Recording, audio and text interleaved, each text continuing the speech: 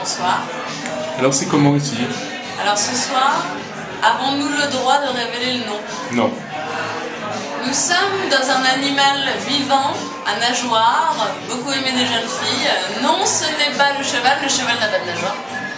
Nous sommes dans un endroit qui de l'extérieur ressemble légèrement à une pierre tombale, mur gris, ou peut-être à une boîte à partout des années 20, les glaces. Nous mangeons très bien, nous buvons très bien. Les invités sont très intéressants. Ils nous accompagnent dans les toilettes, ce qui est toujours un plaisir. Nous n'attendons pas, nous pouvons fumer. Ah! On peut y aller, on a le droit. Nous n'avons pas le droit de fumer, je mens. Qu'est-ce que tu as mangé ce soir? Ce soir, j'ai mangé une pisse saladière qui était à tomber par terre. Ce soir, j'ai mangé des Saint-Jacques.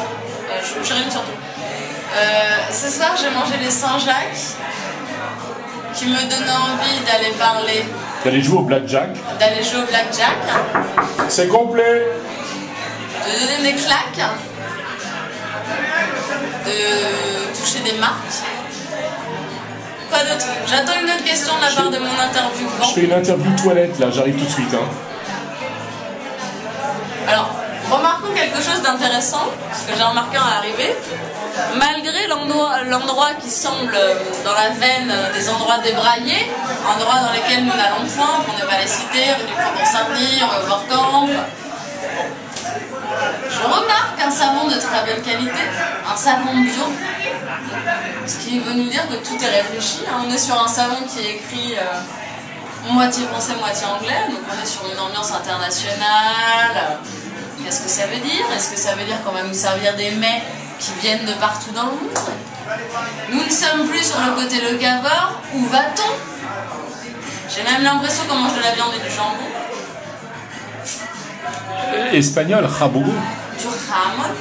Est-ce que tu peux, parce qu'on a une tradition dans les interviews toilettes, c'est qu'on parle de la qualité du papier. Alors, ne l'ayant point testé, ce que je vais faire, c'est que je vais en prendre un bout et je vais le frotter contre ma joue. On va considérer que la sensibilité de ma fesse et de ma joue sont plus ou moins les mêmes. Nous sommes d'accord. On va toucher. Je le sens assez médiocre. Recycler, c'est peut-être le problème finalement de ce rapport extrêmement écologique aux choses. Peut-être. On revient sur même les vins nature par exemple. Quand on est dans l'extrémisme, c'est mauvais. Je pense que tout le budget du restaurant, du cheval ou de l'animal aquatique, sont partis dans le savon. Il n'en reste que très peu pour le papier toilette. Dis donc, j'aperçois un petit déodorisant. J'aperçois l'ombre d'un déodorisant. Qu'est-ce que c'est? C'est complètement anti-écologique ce déodorisant. Oui, parce qu'il y a des trucs à effet de serre là-dedans, non? On trouve la couche d'ozone. Il y a marqué qu'il est aux essences de plantes, lavande et l'eau. Allez, on va le faire sentir à nos amis de Food Intelligence. Personne qui m'interviewe, personne ne saura son nom, va le sentir.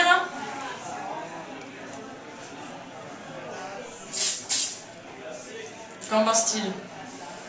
Ça sent quoi? Ça sent la lavande un peu, non? Ouais, ça sent le romarin. Ça pue le ça romarin, sent ça pue la Provence. Ça sent aussi un peu l'anti-moustique, il y a un côté... Ouais.